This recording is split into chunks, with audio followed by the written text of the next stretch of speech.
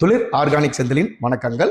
நேற்று இயற்கையான முறையில் விளைவிக்கப்பட்ட பப்பாளியை எடுத்துட்டு பாரம்பரிய முறைப்படி வைக்கோலை போட்டு அதை நல்லா பழுக்க வச்சிருந்தோம். பழுக்க வச்சதுக்கு அப்புறமா நம்ம இதை வாஷ் பண்ணுறோம். நல்லா ப்ரெஷராக இதை கழுவணும். ஏன் அப்படின்னா இந்த பப்பாளியில் மீலி பக் அப்படிங்கிற மாவு பூச்சிகள் நிறையா ஒட்டிகிட்டு இருக்கும். அதை அப்படியே போட்டு அரைச்சி பவுடராக மாற்றுறோம் அப்படின்னா அதை முகத்துக்கு போடும்போது பக்க விளைவுகளை ஏற்படுத்தும்.